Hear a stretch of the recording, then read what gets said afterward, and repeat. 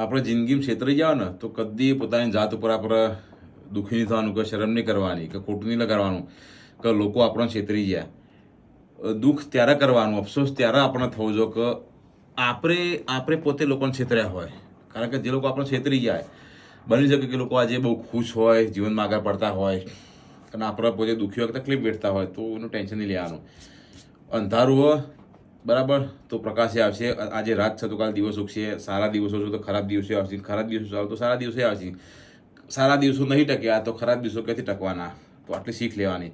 પણ આપણું કરેલું કર્મ કોઈના માટે તમે બહુ ગઈ જાઓ ને છતાંય વ્યક્તિ જો તમારા આગળ કરી હોય ને તમારું ના થયું હોય ને તમારું ખરાબ વિચાર્યું હોય તો ખાલી ભગવાનમાં ભરોસો રાખવાનો. આજની તો કાલ જરૂર સમય આવશે.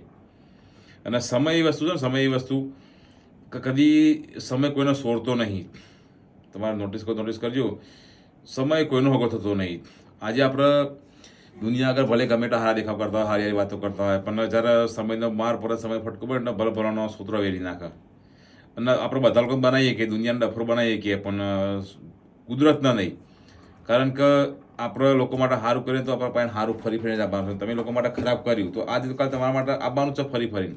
ભલે તમને હાલ સારું લાગતું હોય કે અમુક વખતે આપણે કેવું લાગે કે પેલો વ્યક્તિ સારો એને તો આખી દુનિયાનું કરી નાખે, આખો દારો આડો કરતું હોય, લોકોની ખોદની કરતો, લોકોને કરતો તો એ આજે સુખી છે આજે. અને આપણે બહુ સારું કામ કરે તો આપણે સારું દુઃખી. ઘણા બધા લોકો મને વિચારતા ખરું હું આટલું બધું સારું કરું, કોઈનું ખરાબ નહીં કરતો, તો સારું મારી જિંદગીમાં તકલીફ છે. ને પેલા લોકો સારા બધા બેરમડા ધંધા કર્યો તો એના લોકો એટલા આગળ સુખી જલસાય જિંદગી જીવશે. તો સારું આપણે તો કોઈનું ખરાબ કર્યું તો આપણે એટલા દુઃખી ચમ. તો કદી એવું નહીં વિચારવાનું. કારણ કે કોઈ વ્યક્તિ ખોટું કરીને સુખી હોય ને તો એ થોડા ટાઈમ માટે સુખી હોય, બાકીના પછી જેને ફર મળે ને એ આપણે વિચારી ના શકીએ.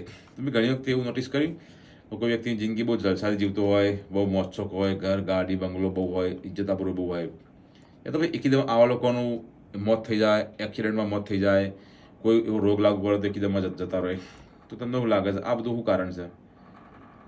તો યાદ રાખજો કે કોઈ પણ દીવો હરકતો હોય ને, દીવો પેલા તમને ખ્યાલ કે આપણે દીવો હરગાવતા, દીવો હરકતો હોય ને જ્યારે ઓલવાનો સમય આવે ને તમને ખબર બહુ સ્પીડમાં હરગવા માંડે. એટલે એનો મતલબ કે સ્પીડમાં હરગવા મળતો હોય એટલે એ નક્કી એની નિશાની છે કે આ ઓલવાની તૈયારી છે. એ જિંદગીમાં એવી રીતે કોઈ માણસ બહુ વધારે પડતો ઉડતો હોય, વધારે પડતો લાગે કે ખરાબ કર્યો તો એ બહુ જિંદગીમાં આગળ છે, તો એટલું નક્કી રાખજો કે ઓના હવે એન્ડ ટાઈમ આવ્યો છે, ઓના પટવાના દારા આવ્યા છે. કદી પોતાની જાત માટે એવું ખરાબ નહીં વિચારવાનું. ખરાબ સમય આવે તો એનો મતલબ એવું નહીં કે આપણી જોડે ખરાબ થાય. ખરાબ સમય આવવાથી ખરાબ થાય એવું જરૂરી નહીં હોતું. ઘણી વખતે સારા વ્યક્તિઓને ખરાબ દિવસોનો સામનો કરવો પડતો હોય છે. એટલા માટે નહીં કે આપણે ખરાબ કર્યું હોય છે. માણસની જાત એવી છે કે બીજા લોકો ખરાબ કર્યું તું કે ખબર આ તો કે તમારા કર્મનું ફળ છે, તમે કર્યું તમે ભોગવી રહ્યા છો.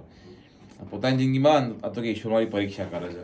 એટલે આવું છે, ભગવાન દરેકની પરીક્ષા કરે. ગમે એટલા સારા વ્યક્તિને સારું કર્મ કરતો તો એને પણ ખરાબ દિવસો બતાવે. એટલા માટે કે એની જિંદગીમાં જગાડવા માટે. ઘણી વખતે તોફાન આવતું હોય આપણી જિંદગી પર. તોફાન આવવાનું કારણ એ નહીં હતું કે આપણને ખરાબ કરાવતો હોય. તોફાન આવે એટલે આપણી આજુબાજુથી વધારાનો કચરો હોય ને, જે કચરો ઉબેટો હોય વધારાની, એ બધી સાફ કરી નાખે.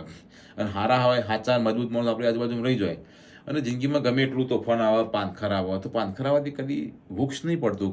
પત્તો ભલે હુકાય, પત્તો હુકાય ભૂઈ પર બરાબર, તો હમણાં નવો પત્તો આવે છે. પહેલાં કરતાં પણ ઝાડ એકદમ નવું લાગે છે. તો તમારી જિંદગીમાં કોઈ એવું લાગતું હોય કે તમારી જિંદગીમાં બરાબર ચાલતું નહીં, દિવસો ખરાબ છું, કોઈ મારું કેવું માનતું નહીં, નોકરી ધંધામાં મજા નહીં આવતી, તો તમારી પાનખર ચાલતી હોય તો તમે યાદ કરો કે તમારા દિવસો સારા આવી રહ્યા છે. નવો પત્ર આવશે, નવો ફળે આવશે, નવા માણસો મળશે, બધું સારું જ થઈ જાય. પણ આપણે ભગવાન ઉપર, ઈશ્વર ઉપર શ્રદ્ધા રાખવી પડે, મહેનત કરવી પડે. બાયલો બનીને બેહી રહીએ, કશું કરીએ નહીં, નસીબનો દોષ આપીએ તો કોઈ ના થાય. ખરાબ પરિસ્થિતિ જે એવી પરિસ્થિતિ કે જે તમને બહુ બધું શીખવાડે. પોતાની જાતને શીખવા કે તમારા ખરેખર કેટલું ટેલેન્ટ, તમારી ઓકાત કેટલી. તમે એકલા શું ઉખાડી શકો, એ ખરાબ સમય તમે શીખવાડે. આપણને આપણી અસલ ક્ષમતા ખરાબ સમયની અંદર જ ખબર પડે. બાકી સારા સમયની અંદર આપણને ખબર ના પડે કે આપણે કેટલા કેપેબલ છીએ. આપણી કેપેસિટી છે, આપણી ક્ષમતાઓ છે. એ ખરાબ સમય આવે જ્યારે દુનિયા પણ છોડી દે, ભાઈબંધો છોડી દે, મિત્રો છોડી દે, સગા સંબંધ છોડી દે, કુટુંબવાળા સાથ છોડી દે.